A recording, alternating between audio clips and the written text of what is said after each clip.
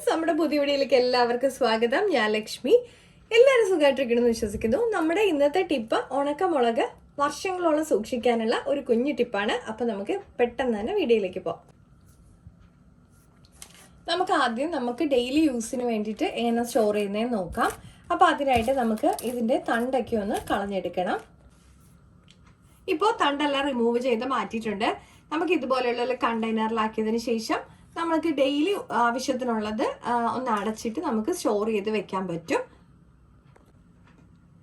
അതുപോലെ തന്നെ നമുക്ക് വേറൊരു മെത്തേഡിലും ഇത് സ്റ്റോർ ചെയ്ത് വെക്കാൻ പറ്റും.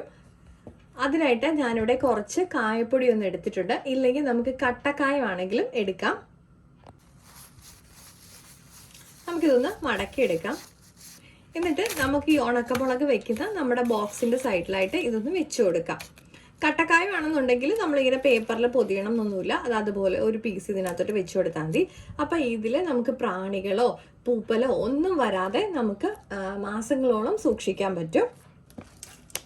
നമ്മുടെ അടുത്ത ടിപ്പ്, നമുക്ക് ഇതുപോലെ ഒരുപാടൊക്കെ വാങ്ങിച്ചുകൊണ്ട് വരുന്ന സമയത്ത് ഇതുപോലെ തണ്ടൊക്കെ ഒന്ന് റിമൂവ് ചെയ്തെടുക്കാൻ നമുക്ക് സമയം ഇല്ലെന്നുണ്ടെങ്കിൽ അതെങ്ങനെ സ്റ്റോർ ചെയ്ത് വെക്കുന്നതെന്ന് നോക്കാം.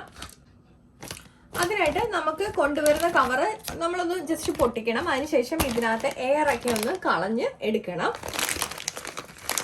ഞാനിത് എയറൊക്കെ ഒന്ന് കളഞ്ഞെടുത്തിട്ടുണ്ട്.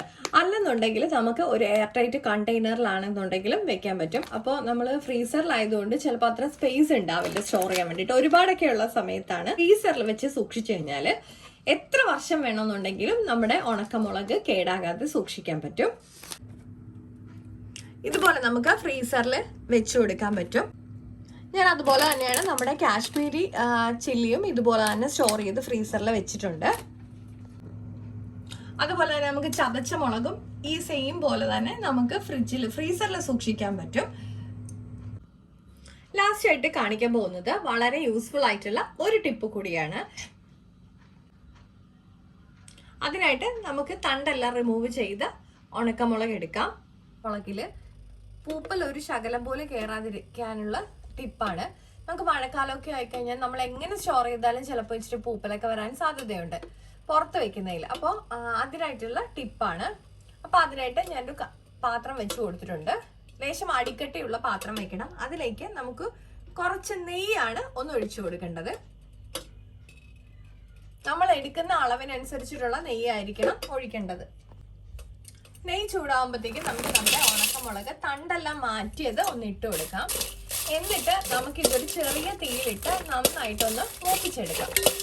ഒരുപാട് കളറൊന്നും മാറണ്ട. കളർ മാറുന്നതിന് മുമ്പായിട്ട് നമുക്ക് എടുക്കണം.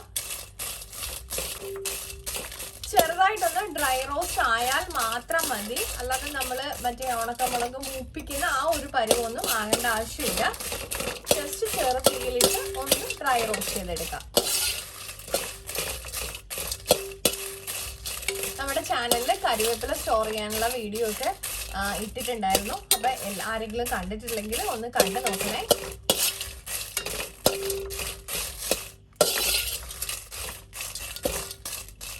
ഈ ഒരു പരുവം ആകുമ്പോഴത്തേക്കും നമുക്ക് നമ്മുടെ തീയെ ഓഫ് ചെയ്ത് കൊടുക്കാം. അതിനുശേഷം ഇതൊന്ന് തണുക്കാനായിട്ട് മാറ്റി വെക്കാം. ഇപ്പൊ നമ്മുടെ മുളക് നന്നായിട്ട് തണുത്ത് വന്നിട്ടുണ്ട്. നമുക്കിനി ഇതൊരു ചില്ലുകുപ്പിയിൽ ഇട്ട് വെക്കാം. ഇപ്പൊ ഞാനിതൊരു ഗ്ലാസ് കണ്ടെയ്നറിലോട്ട് മാറ്റി വെച്ചിട്ടുണ്ട്. നമുക്ക് ഇതുപോലെ ഒരു മാസം വരെ നമുക്ക് പുറത്ത് തന്നെ സൂക്ഷിക്കാൻ പറ്റും. നല്ല ക്രിസ്പി ആയിട്ടിരിക്കും. അതുപോലെ തന്നെ ഉറപ്പായിട്ടും ഇതിലൊരു തരി പോലെ പൂപ്പൽ കയറത്തില്ല. നമുക്കിനി ഫ്രിഡ്ജിലാണ് സ്റ്റോർ ചെയ്യുന്നതെന്നുണ്ടെങ്കിൽ നമുക്ക് അങ്ങനെയും സ്റ്റോർ ചെയ്യാം. അതിന് പ്രശ്നമില്ല.